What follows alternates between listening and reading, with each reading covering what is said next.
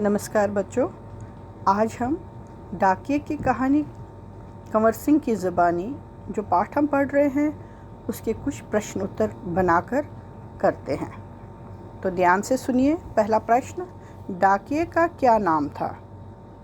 आप खुद ज़बानी पहले सुनेंगे अपने आप से, डाकिये का क्या नाम था, कॉपी में लिखेंगे और फिर यहाँ देखेंगे कि क्या लिखा है उत्तर।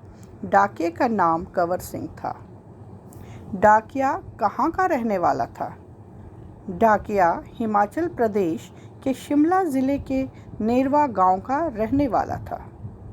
तीसरा प्रश्न है, कंवर सिंह के परिवार में कौन कौन सदस्य थे? कंवर सिंह के परिवार में 4 बच्चे थे। डाक सेवक को क्या क्या करना पड़ता है? डाक सेवक को क्या क्या करना पड़ता है? डाक सेवक को चिट्ठियाँ, रजिस्ट्री, पत्र, पार्सल, बिल, बूढ़े लोगों को पेंशन आदि बांटने गांव-गांव जाना पड़ता है। भारतीय डाक सेवा की क्या विशेषता है? अगला प्रश्न है, भारतीय डाक सेवा की क्या विशेषता है? भारतीय डाक सेवा दुनिया की सबसे बड़ी और सबसे सस्ती डाक सेवा है। आपको पहले भी पाठ पढ़ते हुए मैंने समझाया था, 50 पैसे का इनलैंड लेटर यहाँ से तमिलनाडु तक पहुँच सकता है, जम्मू से तमिलनाडु तक पहुँच सकता है। देखिए, 50 पैसे का एक पोस्ट कार्ड, हम उस पर संदेश तमिलनाडु किसी को भी भेज सकते हैं। 50 पैसे में उस तक संदेश पहुँच गया वो पोस्ट कार्ड। तो यही विशेषता है कि ये बहुत ही सस्ता है। भारतीय डाक सेवा की क्या विशेषता है? भारतीय डाक सेवा दुनिया की सबसे बड़ी और सबसे सस्ती डाक सेवा है। अगला प्रश्न है, पहाड़ी क्षेत्रों में डाकिये को किन कठिनाइयों से गुजरना पड़ता है? आपको भी मालूम है, पहाड़ी क्षेत्रों में डाकिये को मीलों पैदल चलना पड़ता है। बर्फबारी में फंसने जैसी कठिनाइयों से गुज़रना पड़ता है।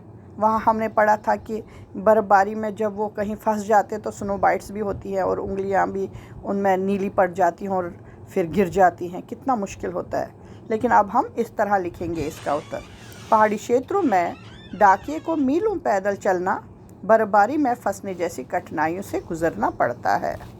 अगला 7वां प्रश्न है, कंवर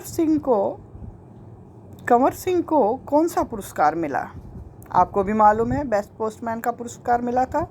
हम उत्तर लिखते हैं, कंवर सिंह को बेस्ट पोस्टमैन का पुरस्कार मिला। प्रश्न 8, ये पुरस्कार उन्हें कब मिला? ये पुरस्कार उन्हें सन 2004 में मिला। तो बच्चों, आप ऐसा कीजिए, जल्दी से अपनी कॉपियाँ खोलिए, उसमें ऊपर पाठ का नाम लिखिए, इंडेक्स में लिखिए प्रश्न उत्तर और पाठ का नाम, आज की डेट डालिए इंडेक्स में और शुरू कीजिए। सुंदर सुंदर हैंडराइटिंग में लिखना, बहुत ही सुंदर होना चाहिए। अब आप 5वीं कक्षा में पहुंच गए हैं, आप सबकी हैंडराइटिंग बहुत अच्छी है, तो कोशिश कीजिए और भी अच्छी बनाने की, ताकि जब हम स्कूल में एक दूसरे के आमने सामने आए, मिलें, स्कूल खुलेंगे तो हमें हैरानी हो आप बहुत ही सुंदर हैंडराइटिंग बना पाए हैं। तो चलिए, धन्यवाद एवं शुभ दिन।